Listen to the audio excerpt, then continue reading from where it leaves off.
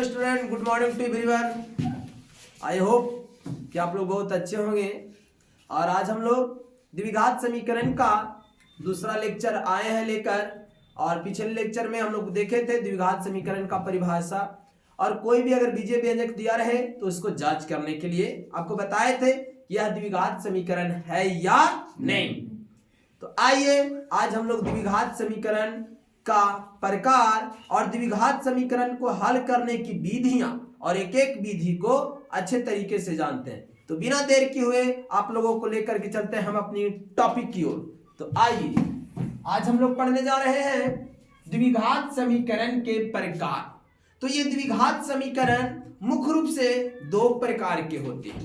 पहला शुद्ध द्विघात समीकरण और दूसरा होता है मिश्रित द्विघात समीकरण। अब ये शुद्ध द्विघात समीकरण क्या होता है सर, और मिश्रित द्विघात समीकरण क्या होता है, सीधा समझिएगा। हम लोग सभी जानते हैं कि द्विघात समीकरण का हम लोग परिभाषा पढ़े थे, उसमें पढ़े थे ax² प्लस bx और प्लस c बराबर 0। ध्यान दीजिएगा, यही था द्विघात समीकरण का व्यापक रूप, मानक रूप था। तो यही द्विघात समीकरण है, लेकिन इसमें कहा था ये दो प्रकार के होना चाहिए, एक शुद्ध और दूसरा मिश्रित। तो शुद्ध किसको कहेंगे सर, तो शुद्ध द्विघात समीकरण हम लोग कहते हैं कि वह द्विघात समीकरण जिसमें ये जो चर x है, जो चर x है वाला जो पद है वह नहीं होगा, वह नहीं होगा। मतलब ये जो पद है छोटे, ये आपका द्विघात समीकरण में नहीं रहेगा, तो वह कहलाएगा शुद्ध द्विघात समीकरण। यानी सीधा समझिए कि जैसे 4x² प्लस 5 बराबर 0। देखिए यहां पर देखिए, तो ये चर x का पद है, इसमें शामिल नहीं है, तो ये भी द्विघात समीकरण है। देखिए चर x का महत्तम घात 2 है छोटे, ये भी द्विघात समीकरण कहलाएगा, लेकिन कौन सा कहलाएगा, शुद्ध द्विघात समीकरण, क्योंकि इसमें चर x नहीं है, नहीं है। तो हम लोग लिख लेंगे परिभाषा, क्या लिखेंगे छोटे, जिस द्विघात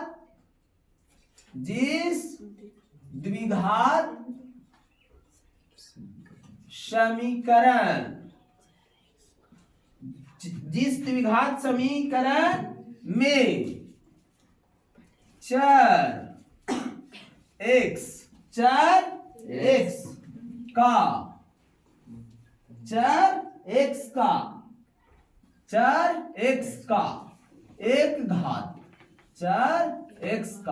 एक घात वाला, कितने घात वाला, एक घात वाला पद, एक घात वाला पद नहीं हो, है ना छोटे, नहीं हो, उसे शुद्ध द्विघात समीकरण कहते हैं। यस, तो याद रखिएगा, रहेगा कहते हैं। और बताते हैं आप लोगों को, तो देखिएगा कह रहा है कि चर x का एक घात वाला पद, देखिए चर x का 2 है, एगो x के पावर 2 है और x के पावर 1 है। तो कौन वाला नहीं चाहिए, चर x का पावर 2 की पावर 1 वाला 1, यानी जिसका घात 1 है वो नहीं होना चाहिए। तो उस समीकरण को क्या बोलेंगे, शुद्ध द्विघात समीकरण। तो कोई पूछ देगा छोटे कि बताइए शुद्ध द्विघात समीकरण का व्यापक रूप बताइए क्या होता है। ऑब्जेक्टिव में पूछेगा शुद्ध द्विघात समीकरण का व्यापक रूप, तो हम लोग सब लिखेंगे, लेकिन चर x का जो एक घात है वो पद नहीं लिखेंगे, है ना। तो वो कहलाएगा आपका शुद्ध द्विघात समीकरण का व्यापक रूप। तो देखिए क्या लिखे, बताइए आप ही लोग बता दीजिए, ax² प्लस c और बराबर 0।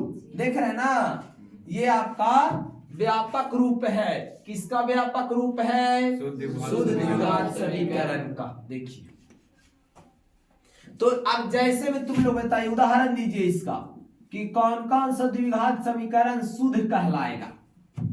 जैसे हम अभी बताए एक्स स्क्वायर माइनस 10 बराबर 0। देखिए यहाँ चर एक्स है लेकिन एक घात वाला नहीं है, तो ये बताइए कौन सा समीकरण कहलाएगा? शुद्ध द्विघात समीकरण। उसी प्रकार से लिखो 5x स्क्वायर प्लस 4 बराबर 0। देख रहे हैं छोटे, ये सब के सब किसका एग्जाम्पल है? शुद्ध द्विघात समीकरण का। तो मिश्रित द्विघात समीकरण क्या कहेंगे? तो मिश्रित उसको कहेंगे जिसमें चर x का दोनों रहेगा, यानी पावर 2 है वो भी रहेगा और एक है वह भी रहेगा। तो दोनों है ना, दोनों में है x के पावर 2 भी है और x वाला भी है, तो दोनों है, तो दोनों मिल गया तो क्या कहलाएगा? मिश्रित द्विघात समीकरण। और इसमें केवल सिंगल है, अकेले है, तो यह कहलाएगा शुद्ध द्विघात समीकरण। समझ गए ना? जैसे केवल दूध है तो हम लोग कहते हैं ये शुद्ध दूध है, लेकिन उसमें पानी भी मिला देंगे तो कहते हैं मिलावट दूध है ना? तो उसी प्रकार से यहाँ एक्स स्क्वायर तो रहेगा, साथे साथे एक्स भी रहेगा, तो मिल गया दोनों ना, एक समीकरण में दोनों आया, तो यह कहलाएगा क्या? मिश्रित द्विघात समीकरण। क्लियर? तो लिख दिया जाए, तो यही वाला परिभाषा लिख देंगे, जिस द्विघात समीकरण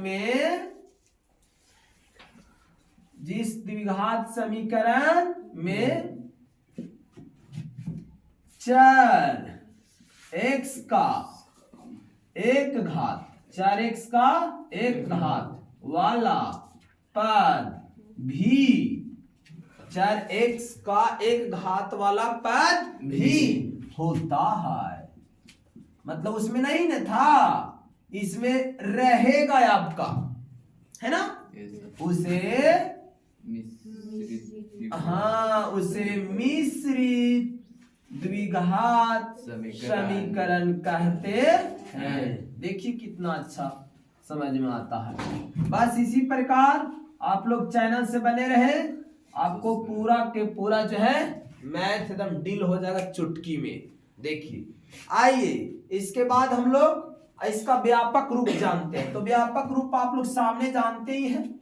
अगर कोई पूछ दे द्विघात में मिश्रित द्विघात समीकरण का व्यापक रूप बताइए, तो इसमें क्या था कि चर x का एक घात वाला पद नहीं हो।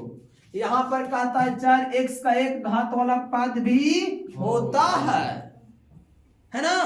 तो इसी प्रकार से लिखिए x square plus b x plus c और बराबर 0। देखिए यहाँ पर नहीं है और यहाँ पर, तो यहाँ पर दोनों आ गया, इसलिए इसको बोल देंगे मिश्रित द्विघात समीकरण। क्लियर? यस। तो जैसे भी एग्जांपल ही बता ही दीजिए आप लोग, जैसे x square plus 4x plus 4 देख रहे हैं और बराबर 0। बताइए यहाँ पर चार एक्स स्क्वायर कहा और x भी है, दोनों आया, तो दोनों आ गया तो क्या कहलाएगा छोटे? मिश्रित द्विघात समीकरण। उसी प्रकार से एक एग्जांपल और लिख सकते हैं आप लोग। क्या लिख सकते हैं sir? X square plus 7x plus 10 और बराबर 0। यह भी कहलाएगा आपका क्या?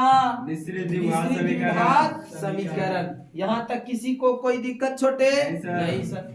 तो ये दोनों को हमने ढंग से व्यापक परिभाषा, व्यापक रूप प्लस में उदाहरण के साथ हमने समझाया। समझ गए? आइए अब जानते हैं कि द्विघात समीकरण को कितने विधि से बना सकते हैं, है ना? तो द्विघात समीकरण को जैसे हम लोग पढ़ते थे कि दो चर वाला रैखिक समीकरण को हल करने की बीजगणितीय विधि जो था उसमें कितने विधि? तीन विधि, प्रतिस्थापन विधि, विलोपन विधि, गुणन विधि। ठीक उसी प्रकार से आज हम लोग जानेंगे कि द्विघात समीकरण को कितने तरीके से हल कर सकते हैं, कितने विधि के द्वारा हल कर सकते हैं। तो आइए हम आपको सिखाते हैं। तो लिखेंगे द्विघात समीकरण को हल करने की विधियां आइए जानते हैं हम लोग इसको हल करने की विधि को जानते हैं। तो इसको मुख्य रूप से जो हल करेंगे हम लोग 3 विधि के द्वारा हल करेंगे। कितने विधि के द्वारा? 3 विधि के द्वारा। बोला कीजिए सभी कोई, ठीक। पहला जो है छोटे वो आपका गुणनखंड विधि। कौन विधि? गुणनखंड विधि। यस, पहला द्विघात समीकरण को हल करने की पहला विधि कौन? गुणनखंड विधि। दूसरा जो है पूर्ण वर्ग विधि। दूसरा कौन? पूर्ण वर्ग विधि। दूसरा कौन छोटे? पूर्ण वर्ग विधि। और तीसरा का क्या नाम है? तीसरा का नाम है द्विघात सूत्र। क्या बोला जाएगा? द्विघात सूत्र। या इसी को ये जो फार्मूला है वो फार्मूला दिए थे श्रीधराचार्य साहब, एक गणितज्ञ थे, उन्हीं के नाम पर रखा गया है। तो इसको कह सकते हैं श्रीधराचार्य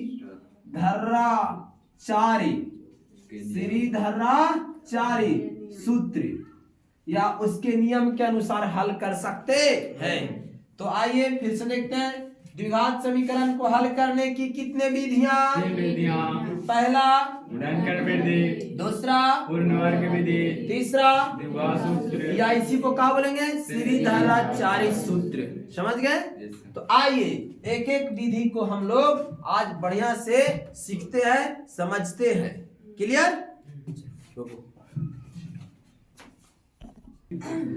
तो आज आप लोगों को हम एक विधि सिखाने जा रहे हैं, और ये जो है आप लोग कहीं ना कहीं 8 में 9 में सीखे होंगे, लेकिन फिर से आज हम लोग 10 क्लास में आया तो फिर से हम लोग एक बार सीखते हैं।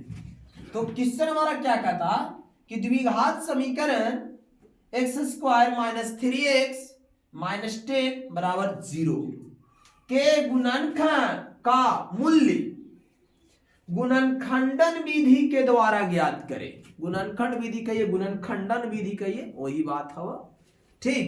तो सेम टू सेम है। आइए बात हम लोग करते हैं। तो हम लोग सबसे पहले फर्स्ट क्लास सॉल्यूशन लिखेंगे और इसको जानेंगे। आज एक विधि को पूरा कर लेते हैं, गुणनखंडन विधि को। एक बाद बाकी ये है, और वो आपका श्रीधराचार्य है। इसको भी हम लोग एक एक करके बारीकी से ढंग से सीखते जाएंगे, है ना। तो देखिए क्या है, लिखेंगे हम लोग सॉल्यूशन और लिखेंगे, चूंकि हमारा जो द्विघात समीकरण दिया है उसको पहले लिखिए x² -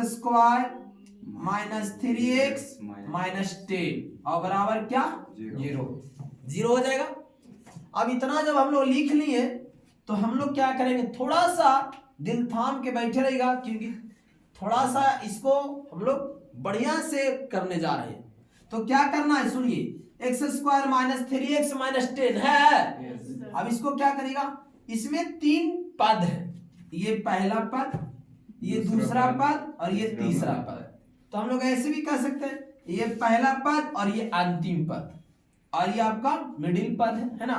तो हम लोग क्या करेंगे छोटे कि पहले वाले को, और गुणनखंड विधि की बात करने जा रहे हैं, उसका मूल ज्ञात करेंगे। तो हम लोग करेंगे पहला पद और अंतिम पद वाले को गुना कर लीजिए, है ना। इन दोनों को क्या कर लीजिए? गुना। पहला काम यही करना है कि दोनों फर्स्ट टर्म और लास्ट टर्म, फर्स्ट टर्म और को गुना कीजिए। तो गुना करके आएगा हमारा -10x² आएगा। गुना करेंगे 10 एकम 10 और x² का x² -10x²। अब इसको हम लोग गुणनखंड करेंगे।